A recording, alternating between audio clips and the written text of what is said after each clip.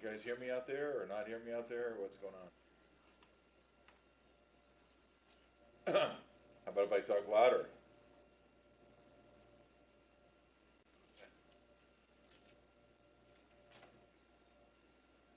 You still can't hear me. You can dialogue with me. No questions over homework? Either one of 17, 18, or 19. Either one. Okay.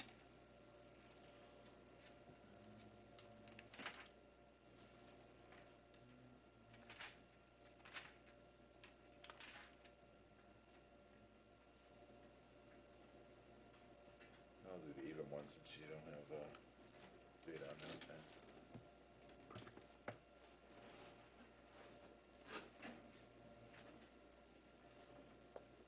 Okay.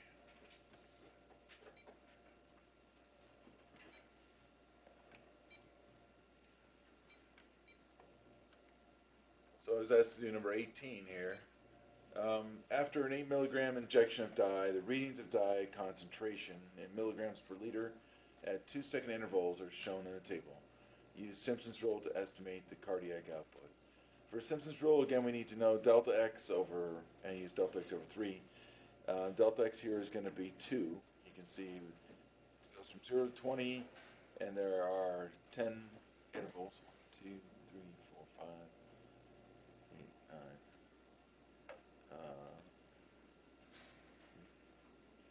6, yeah, 10 intervals, which is good because Simpsons rule requires an even number of intervals.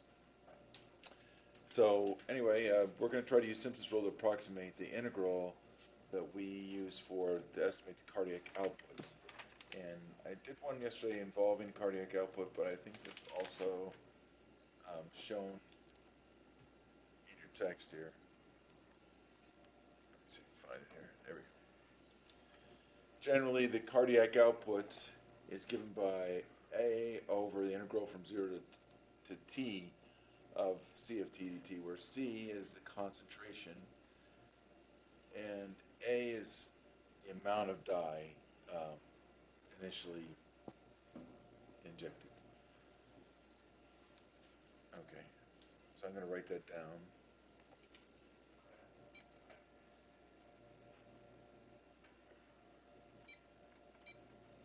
You guys still unable to hear me or what? If they're not responding, they're probably not hearing me. Okay.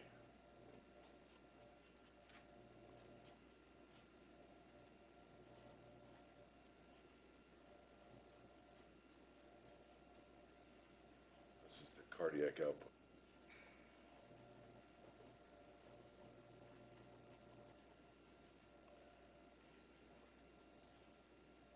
And we're supposed to do number 18. They told us A was 8 milligrams. Is our sound turned on, or mic? I have.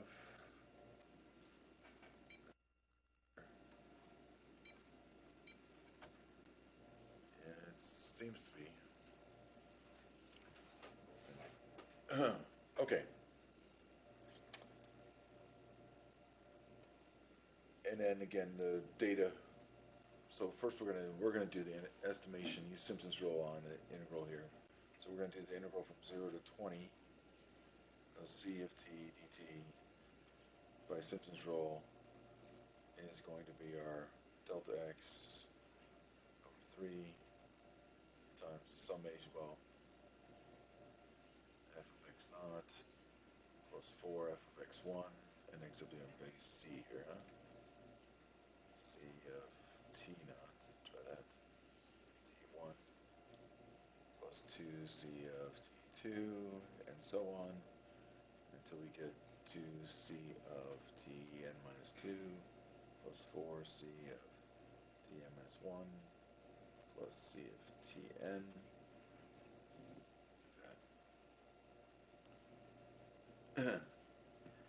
And these data points, so all the c's are just reading right out of our table. It should be delta t since I'm talking about t instead of x.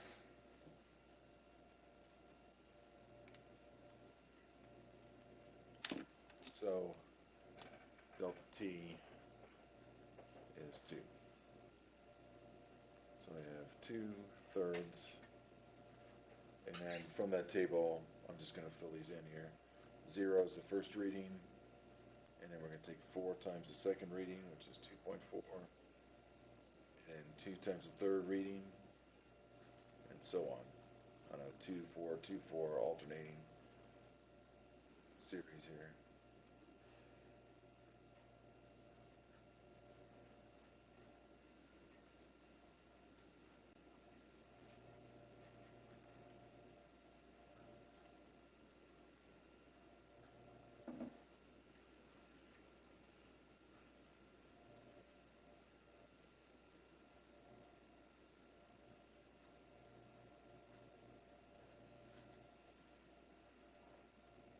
And this is just going to estimate the integral that is at the bottom of that cardiac output. So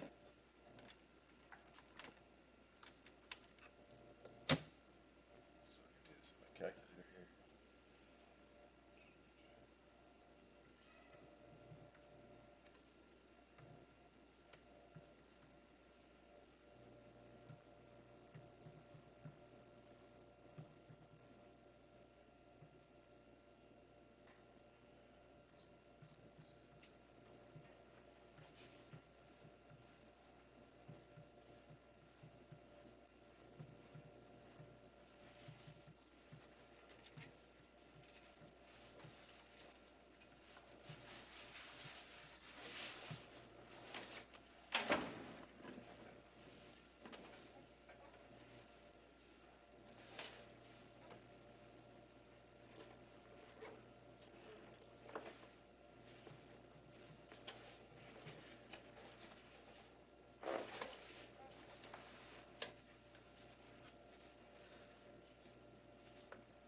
So I got about 73.9.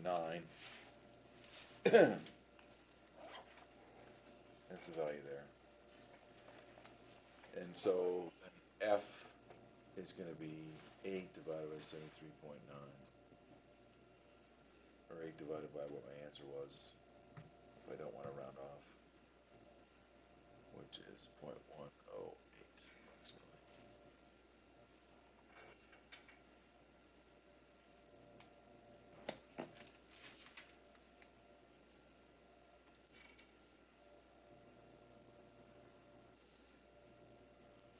And this is supposed to be the rate of flow, cardiac output's the rate of flow in the aorta.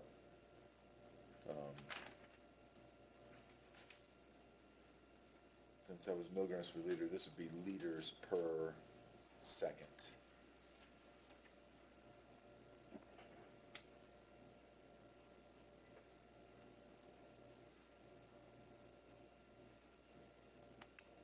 So Eric, since you asked, is this all okay?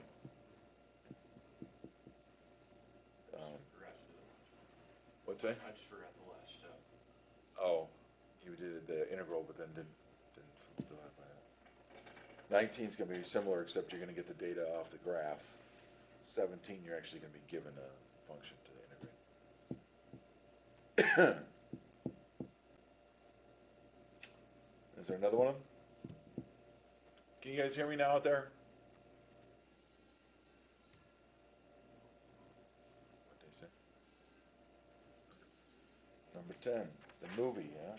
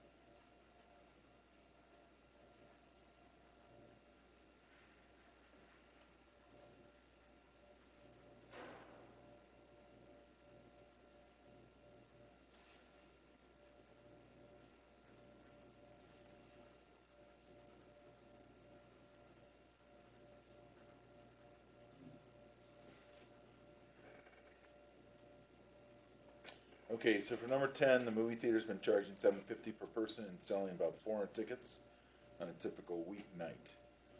After surveying their customers, the theater estimates that if they lower it 50 cents, they'll get 35 more people. So we're going to use a linear, this is a slope idea, we're going to use a linear approximation for my demand equation.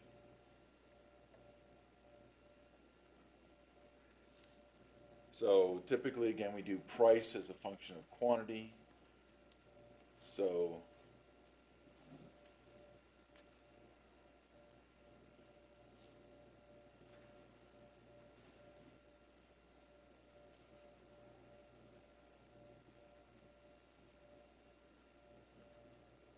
I need this to be,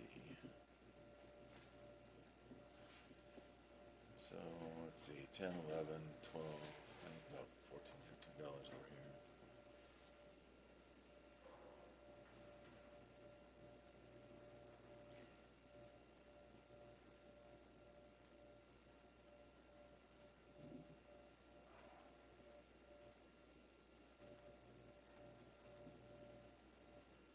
And we sold 400 there, so I think we go with 8.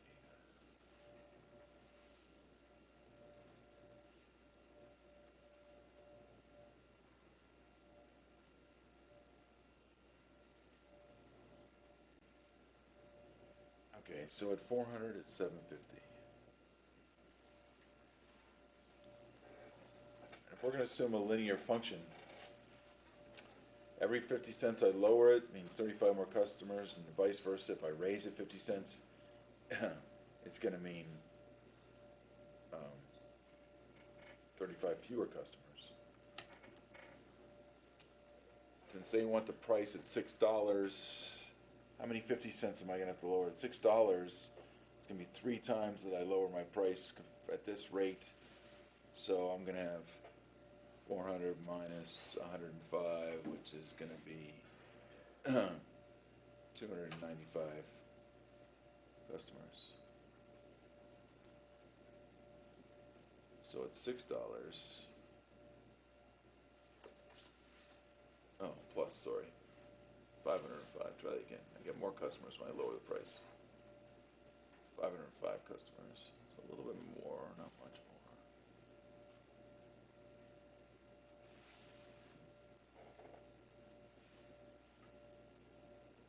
So what we're going to do here is estimate this as a straight line.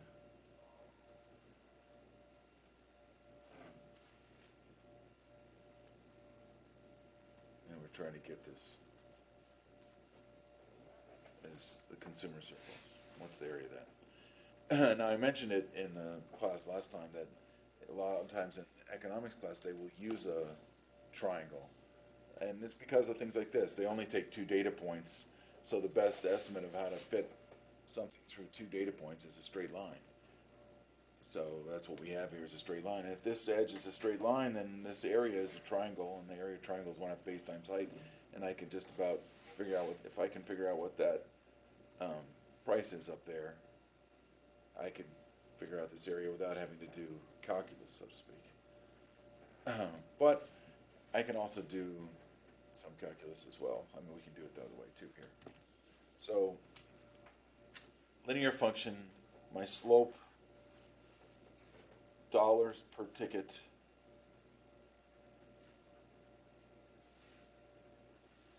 So, I get a negative 0.5. Got to convert the 50 cents to dollars. So, negative 0.5 went down over positive 35 tickets. So, negative 1/70. That's my slope. Here's a point. So I can do e of x minus 750 equals my slope times x minus 400.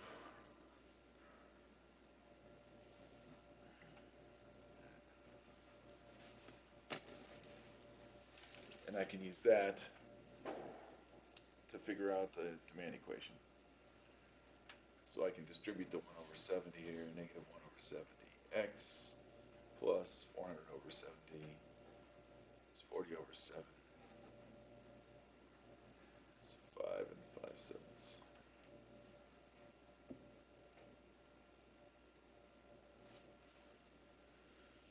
I'm going to add the 7.5 to that.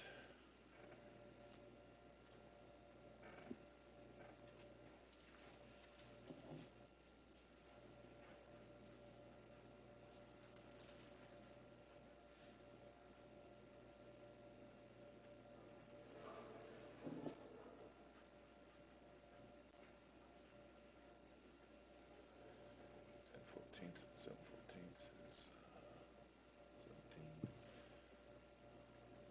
13, 3/14.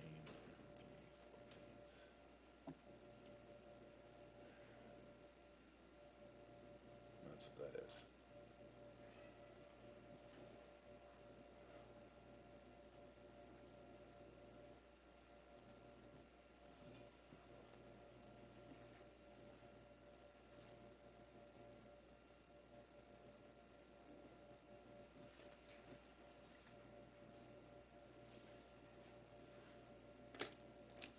Now again, if I'm not going to use any calculus, this height is going to be 13 3/14 minus 6. Let's put that in there. Huh? So I can do this, say area is going to be 1/2 the base times the height. The base is 505.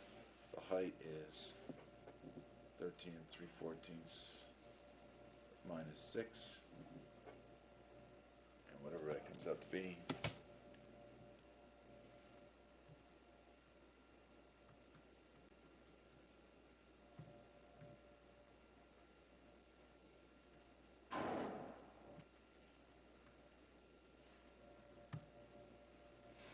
About $1,821.22.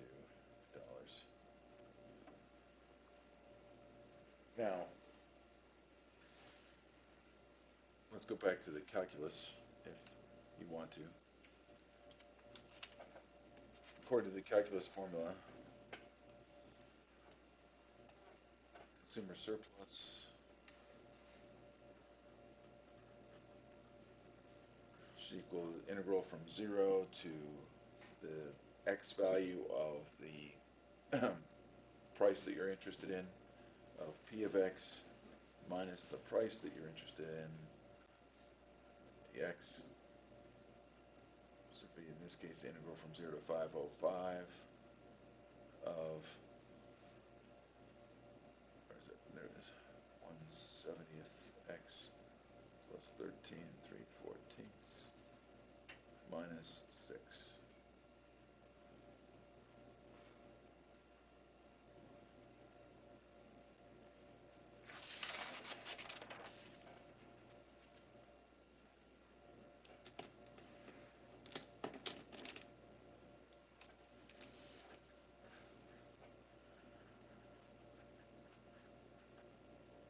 It should be negative 1/70th, sorry.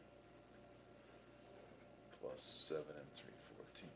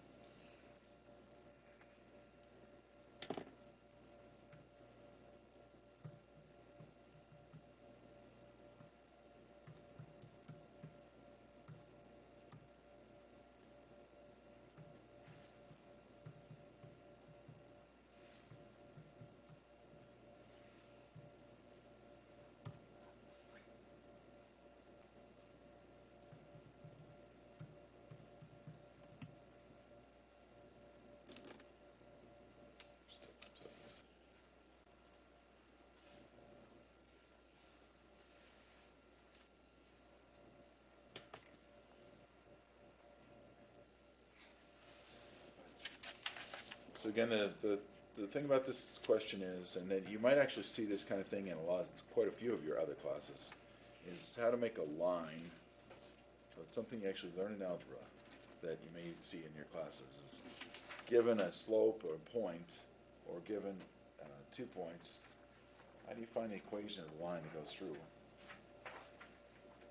And that's the tricky part of this. How did I get that p of x? Once you get that, then you just put it into the formula.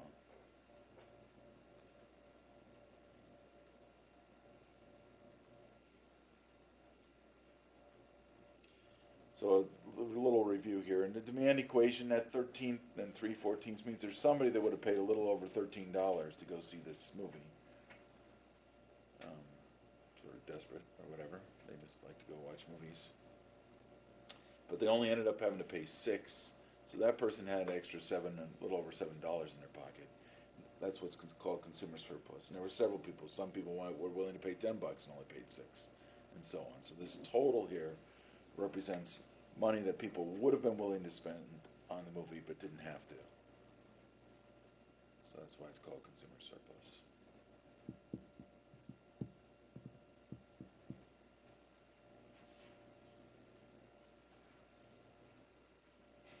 Okay.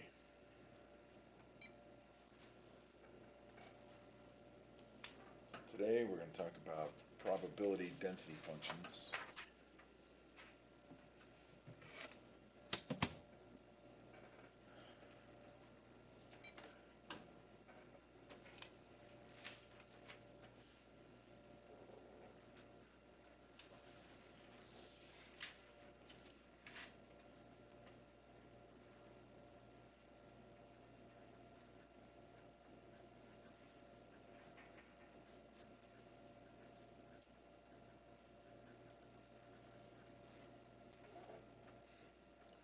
So we're going to have continuous probability density functions. So the difference between doing this in calculus and talking about maybe in another class is some of the other things we talk about are discrete.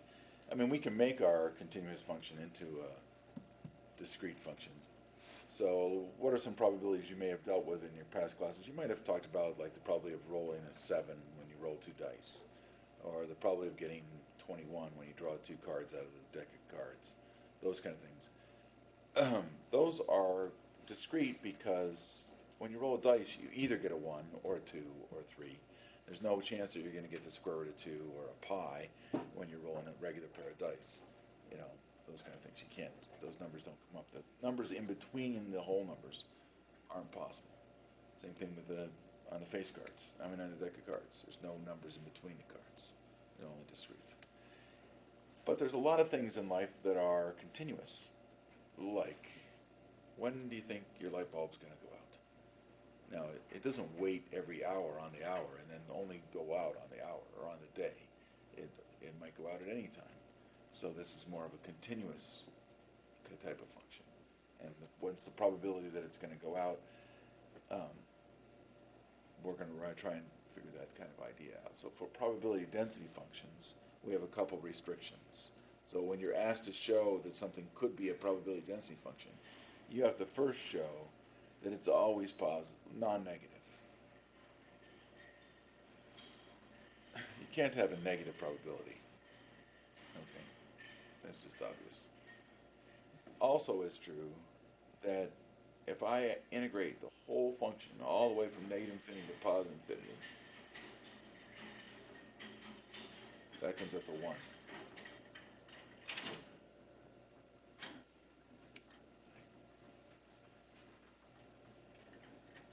100%. If we add up all the different possibilities, it's got to come out to 100%, and in decimal form, 100% is 1. So when a question asks you to show whether something is a probability density function, these are the 2 things you have to show.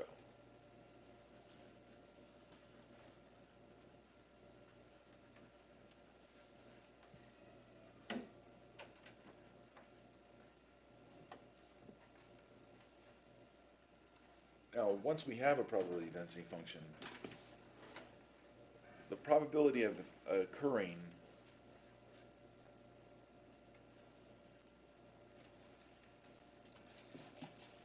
so the probability, and this should be a random variable. So with random variables, we use capital letters. typically. So the probability of my random variable coming out to be between A and B is the integral from A to B of my probability density function.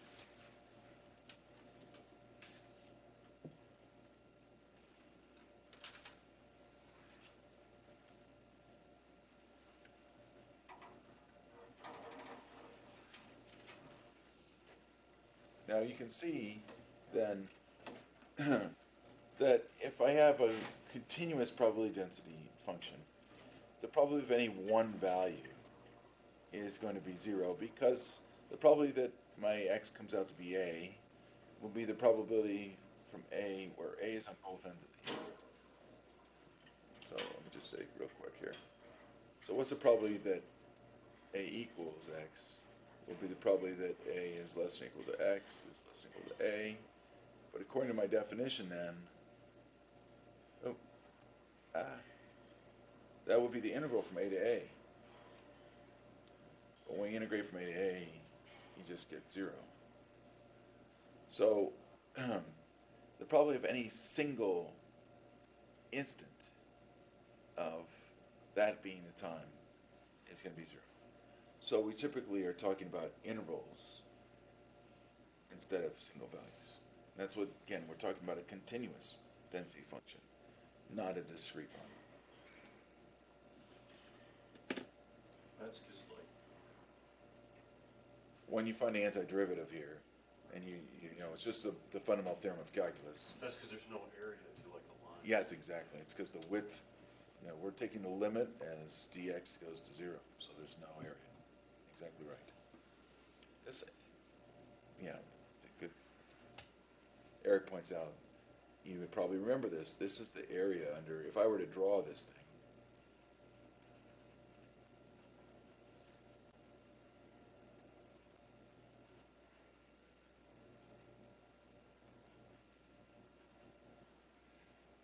this is the area under my probability density function between A and B.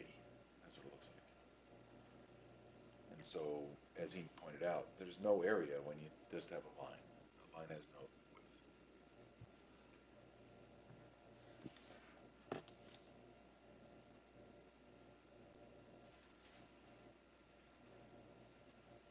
Okay, so let's pick one. Let me pick one here.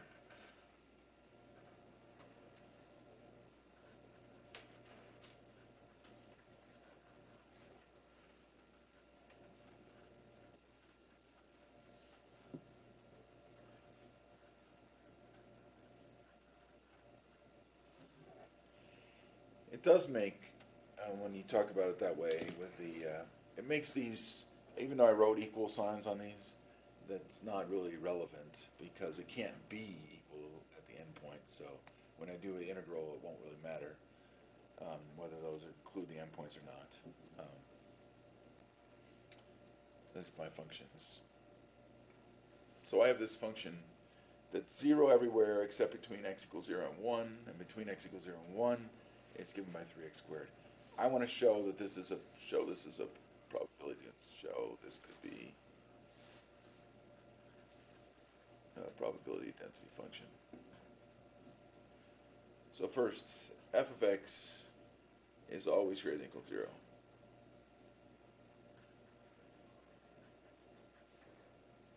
Well, 0 is always greater than or equal to 0, and x squared, because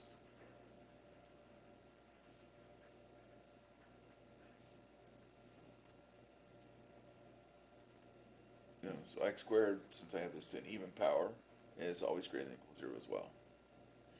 In this case, actually, even if it were an odd power, since I'm only looking at the interval from 0 to 1, it could be x to any power to come out positive.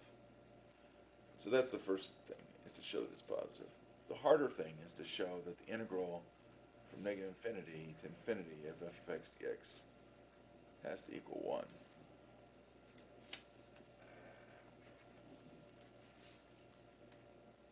But in our case, that integral really only used to be from 0 to 1 of 3x squared, because everywhere else my function is 0.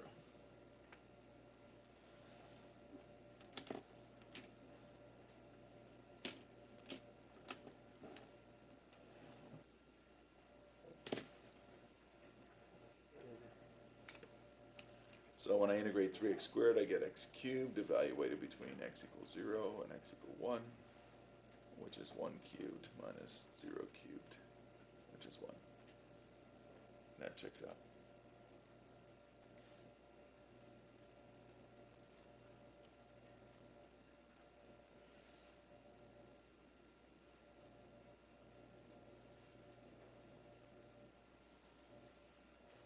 Okay, now, oftentimes with probabilities, we're interested in the mean.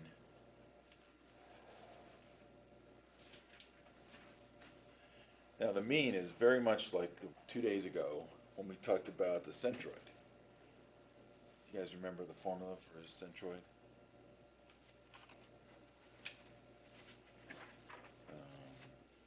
So x bar was my over m, which would have been the integral from a to b of x times f of x dx over the integral from a to b of f of x dx.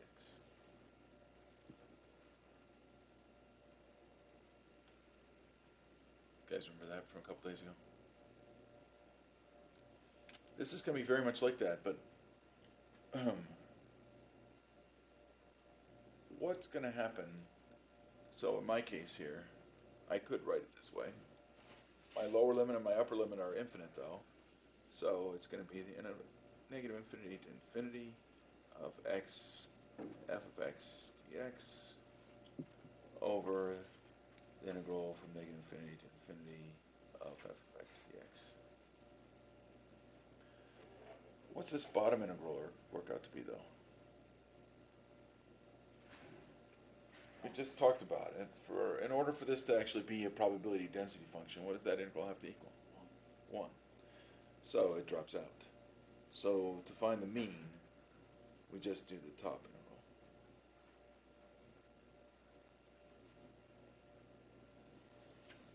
Because the bottom one's 1.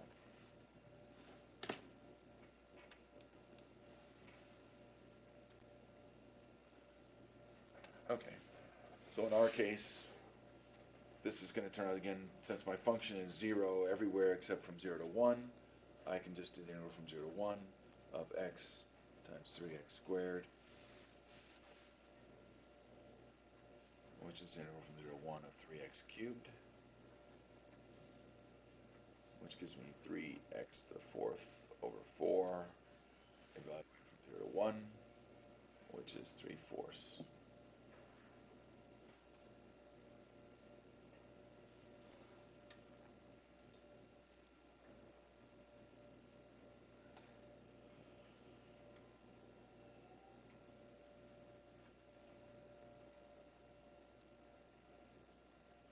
How much it was from 0 to 1? Wasn't that how it was?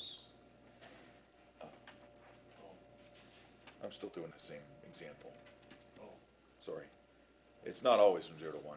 I'm just doing my example function. But since my example function is 0 everywhere except over that domain, I was able to just look at that. But it does depend on the function.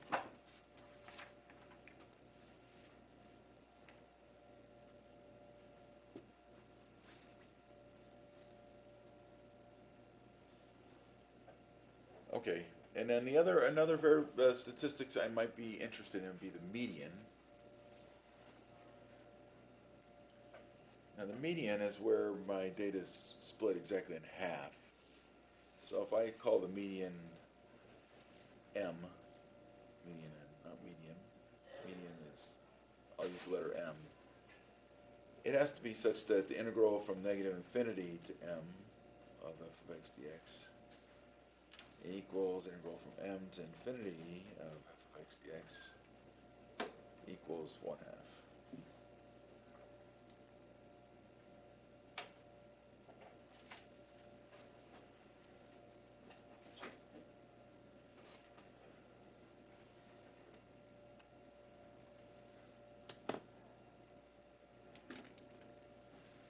So use whatever integral here. And m has to be somewhere, because it's the median, it has to be somewhere on my interval. So in this case, I know m is between 0 and 1. So for my particular example, for the example here, I could integrate from 0 to m of 3x squared dx and set that equal to a half.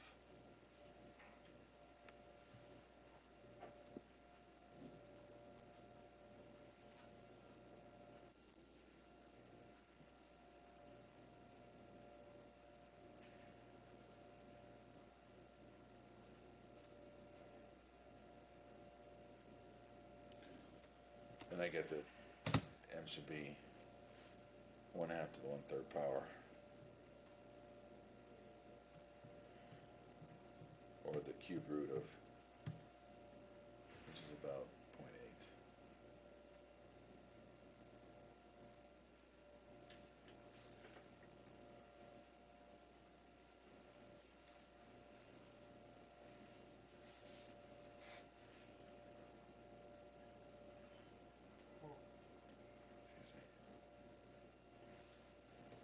So let's take a look and see if these make sense on my calculator.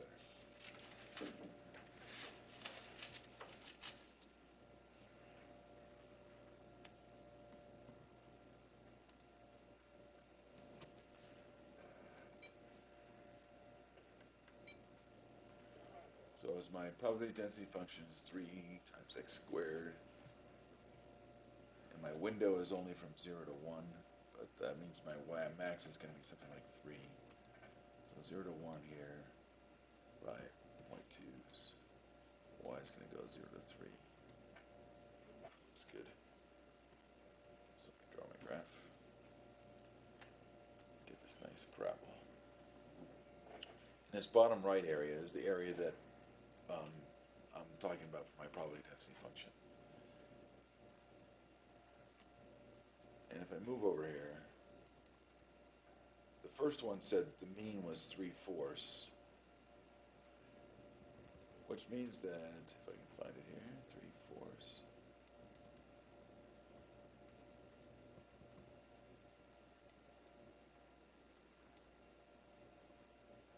Oh, I went too far. About there. If I were to put a vertical line through here, the pivot, if I put a fulcrum, so to speak, like a seesaw, right at that point, the area to the right of my value would match the area to the left. Let me move this. Let me change my window so I can see that's better.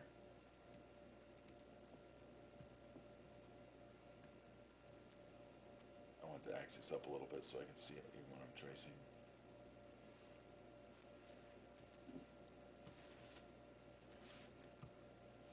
So it's not, I didn't say that right. The areas aren't what is equal.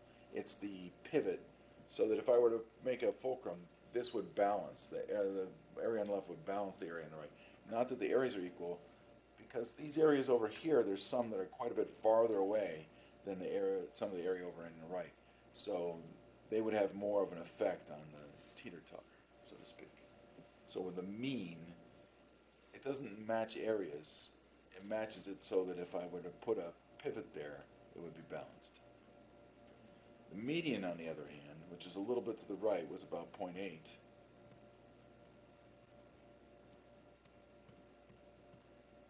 It's about there. That would match the areas. So if I split that, then the area on the right will match the area on the left. So for the median, the area matches. For the mean, it has to do not just with area, but area times distance away from the pivot.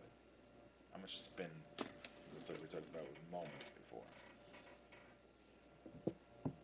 Okay, so let me get you going to see if you can do this for you.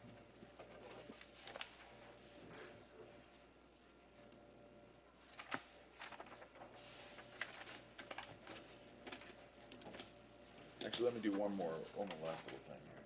So a typical other question might be, let me do one more. Fine. So I'm still using my f of x that I have. Find the probability that the x is between 1/4 and 3/4. That's a typical probability question. And again, the way we find that is you integrate from A to B, so I'm integrating from 1/4 to 3/4 of my 3x squared.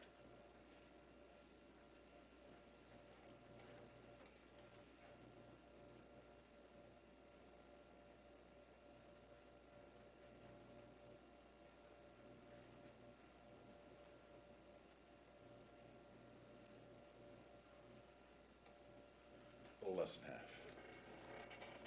So even though this covers half my x's, the middle half, in terms of probability, it's a little less than half. And that's because there's a high probability on that right end. And again, this is more of a typical kind of question. Okay. Let me do that.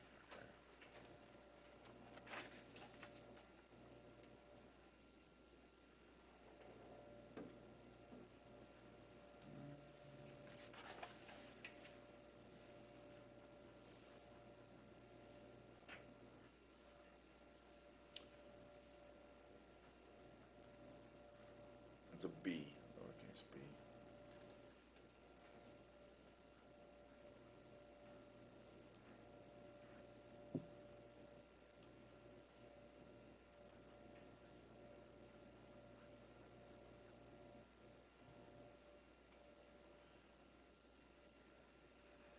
This is supposedly the probability density function when they run mice through mazes, and B, or their estimate of what it is, and B is the minimum time possible.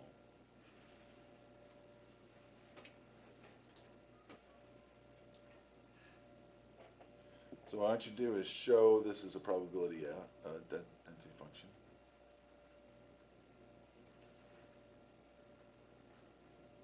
And then find the mean and the median.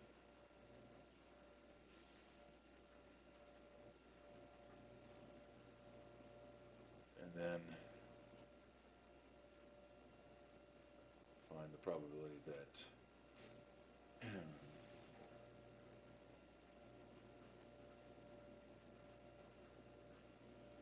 probably that x is somewhere between B and 2B.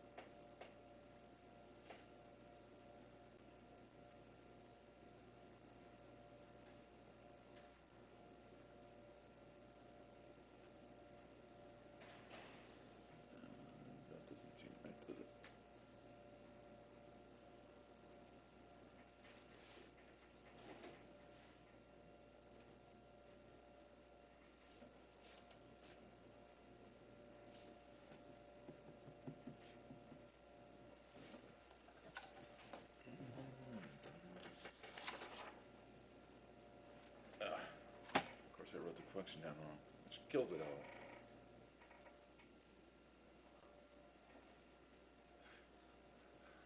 It's like, I should have sat there and tried it myself. I was supposed to be x squared.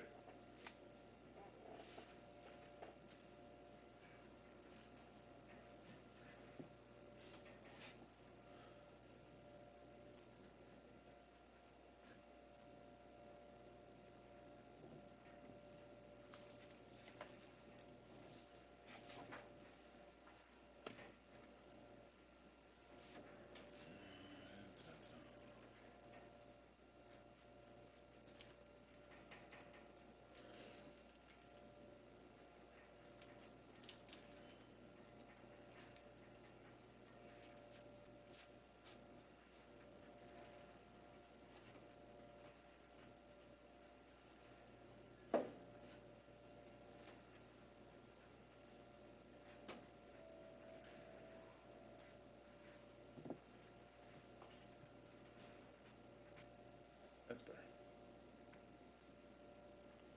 Of course, that kills all the part about having you guys try to find the mean and mean, because the integral of the function is wrong. So I'll just go through it. So this is supposed to be b over x squared originally, not b over x. And then to show that it's a probability density function, I was supposed to first of all show that the function had to be positive everywhere, and as long as b is greater than 0 and then x has to be greater than 0, then b over x squared is going to be greater than 0. And then the second part of that is, does the integral equal 1, in which case it didn't with my original function. It was undefined. It was infinite, sorry. But if this is actually x squared, the integral comes out to be negative b over x, and when you plug in t and b, you get negative b over t plus b over b.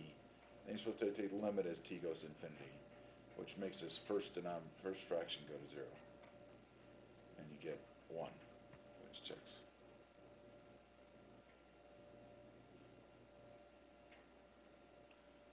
Then we're supposed to find the mean and median, which again, sorry about messing up the function here. So the mean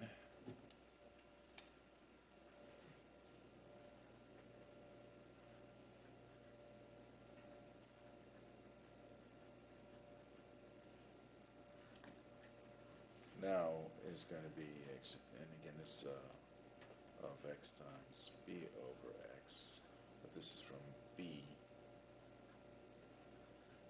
to infinity, b over x squared.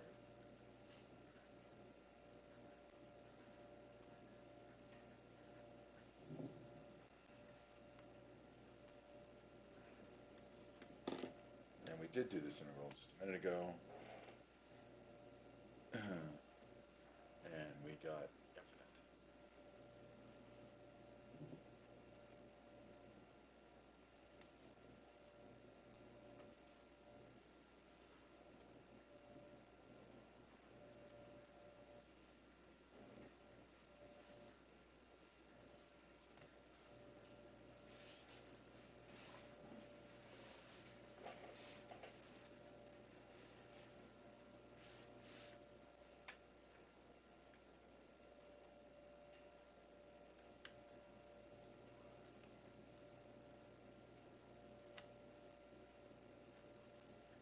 Okay, so then we'd find the median.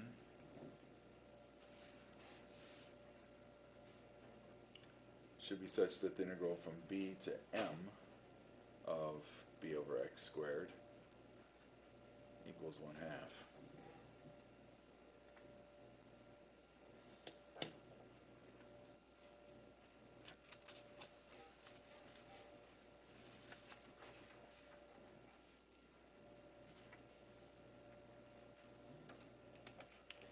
So when I do this integral, I get negative b over x, evaluated from x equal b to x equal m, and that's supposed to end up equal 1/2. So negative b over m minus negative b over b equals 1/2.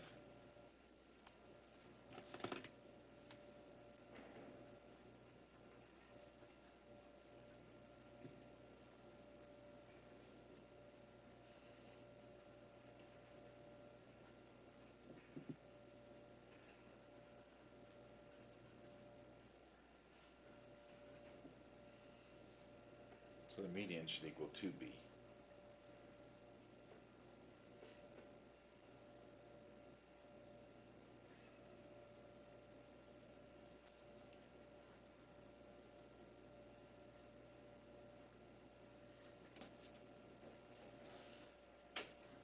Which then helps us answer the next question, which was, what's the probability of x being between b and 2b? The answer is 50%. Because 2b is my median, and b is the lower endpoint. So,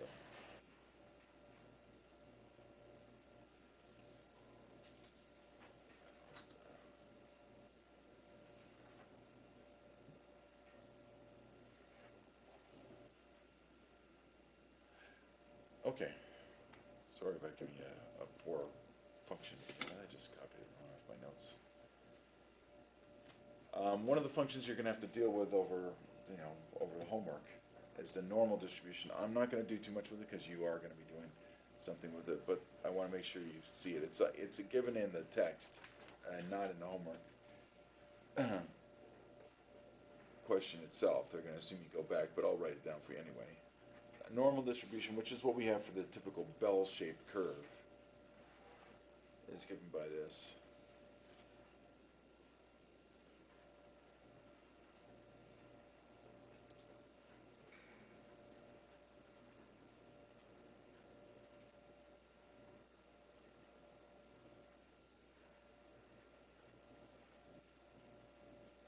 All that stuff's in the exponent. So I have 1 over sigma, square root of 2 pi, e to the negative x minus mu squared, all over 2 sigma squared. Mu, again, is the mean. Sigma is my standard deviation.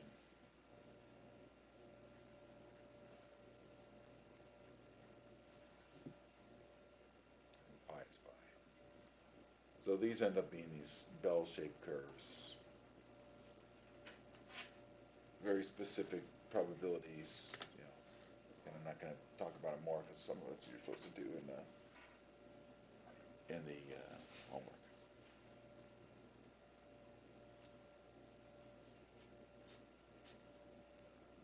What do I mean by standard deviation? I mean sort of typically how far from the mean does the data lie. In this particular case, about 2/3 of all data points lie within 1 standard deviation of the mean for a bell shape, for a normal distribution. And about 95% lie within 2 standard deviations. So,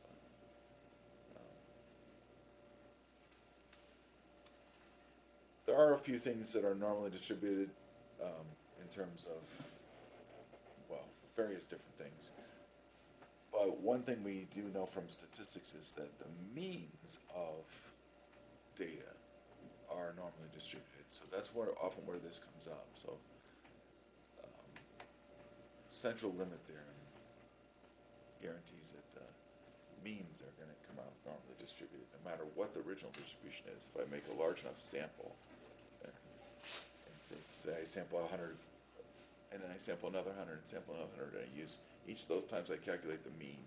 The means that I get are going to be normally distributed. That's for sure. So, okay, let me give another one then, though. One last one here. So, this one's called a Weibull function distribution.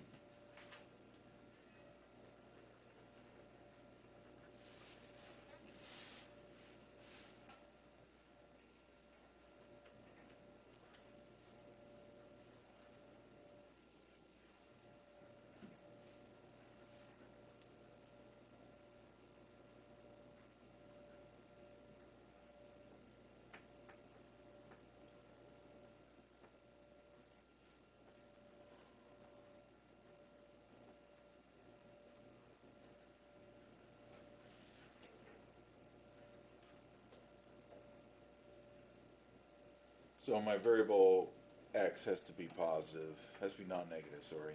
And alpha and beta are constants, and they're both positive as well.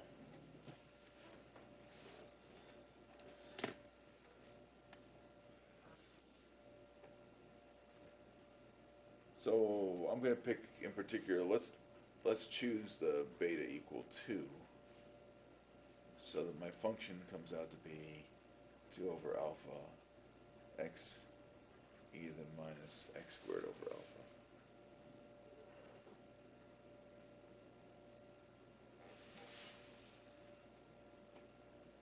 Now this is going to be positive everywhere because my function's only defined for x positive, so this is all positive and e to the power is positive. If I want to check out what my integral negative infinity to infinity of f of x looks like, this again reduces to 0 to infinity.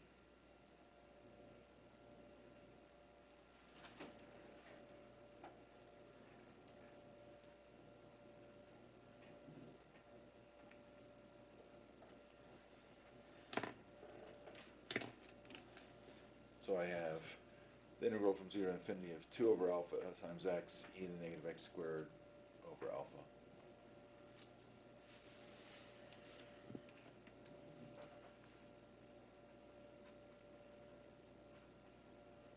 And since I have this infinite limit, I have to do infinite, I have to integral from 0 to t and take the limit as t goes to infinity. And these ones I'm going to let u equal negative x squared over alpha. Du then is negative 2x over alpha dx. So I have what I need except a minus sign. So it's going to be negative e to the u du.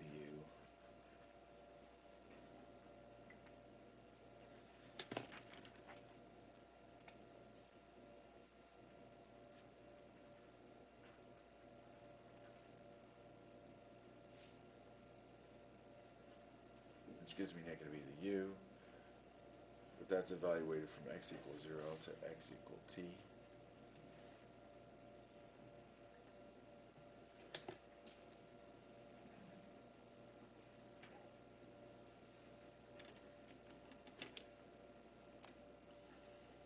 Which is the limit as t goes to infinity of negative e to the negative x squared over alpha,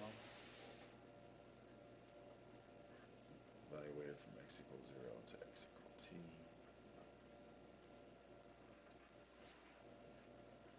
So now I'm going to plug in t minus what I get when I plug in 0. As t goes to infinity, negative e to the negative infinity is 0, so this becomes 1, no matter what alpha is. So that checks out.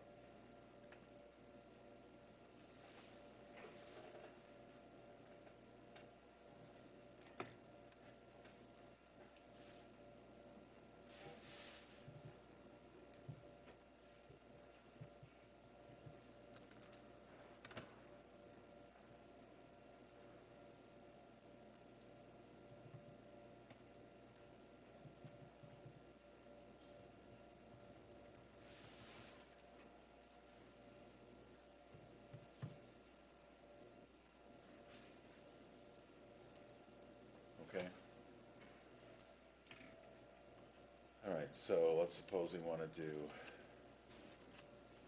the mean.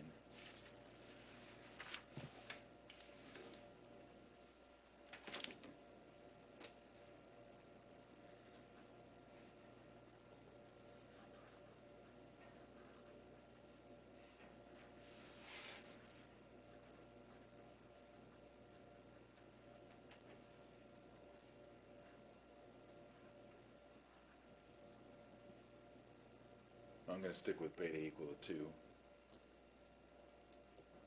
So I get x.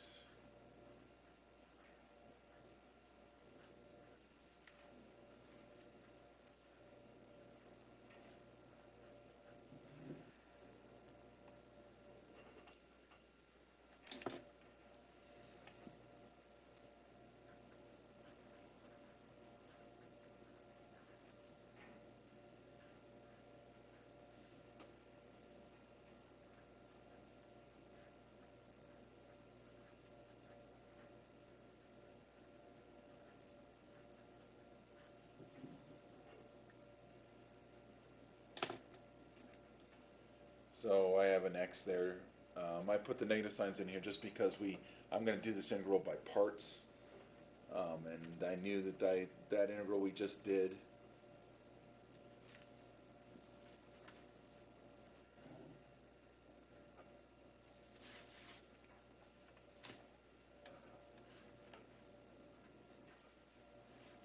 I'm going to go off to another page here to do it.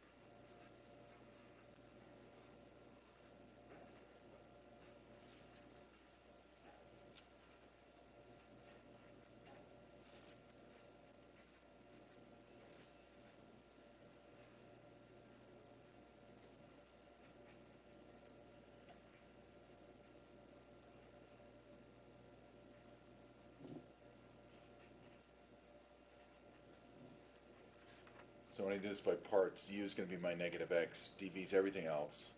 And I did that because I know v is this becomes u du, integral of e to the u du, which is just e to the u. Derivative of negative x is negative 1 dx. So this whole thing becomes uv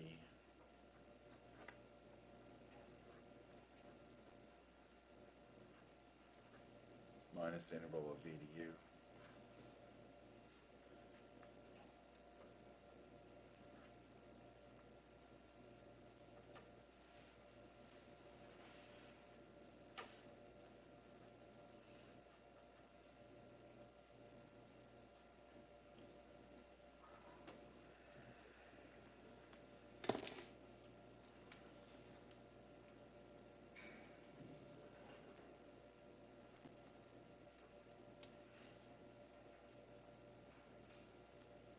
But now this one becomes an integral I don't really know how to do because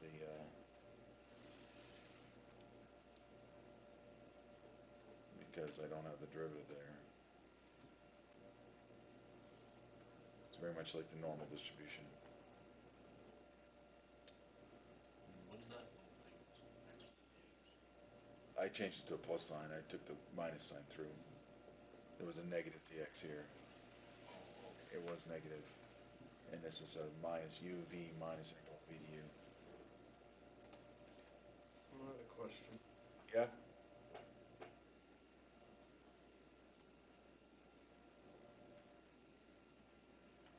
Yeah, that was a negative, so I changed the positive and changed the sign out front.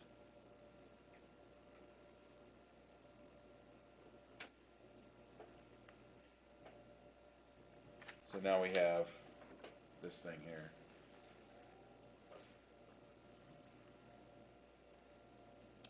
See if I can get this limit. As t goes to infinity of negative x e to the minus x squared over alpha evaluated from x equals 0 to x equals t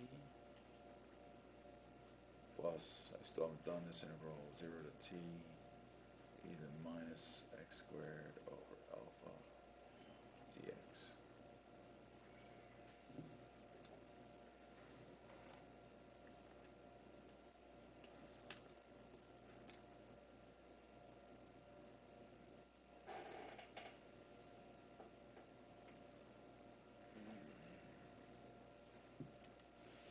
I don't think I'm going to be able to evaluate that thing explicitly.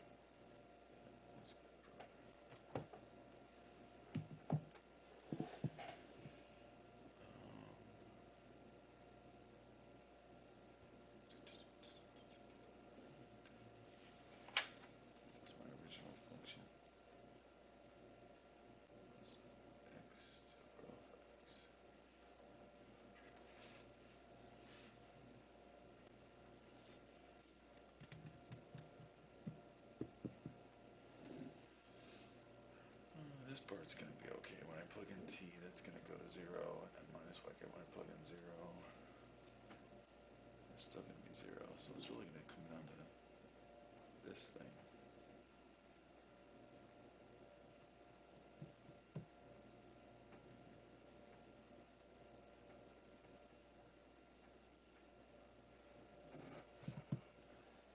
I'm going to have to go think about that one. I tried it on my calculator a second ago, and it doesn't do the integral, and I can't even do the limit here, unless I choose a value for alpha.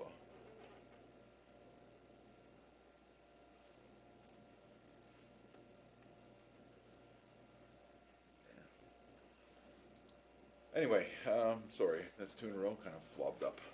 I'm alright. I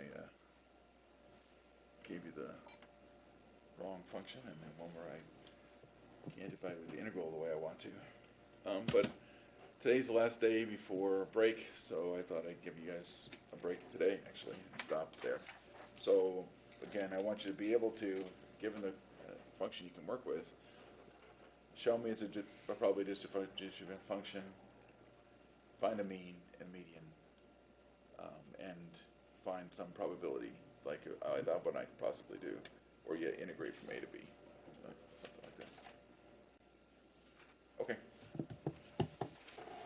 Enjoy your week.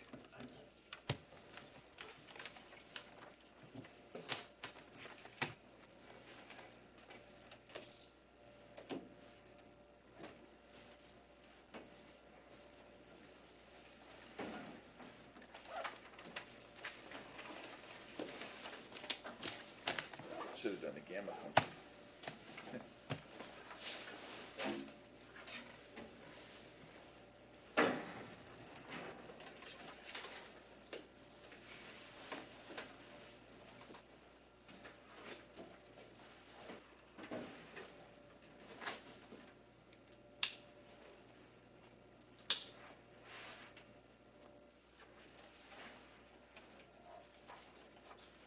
What'd you say?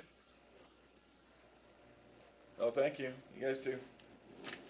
Are they gonna still make you get up and come in the morning? No, I hope not.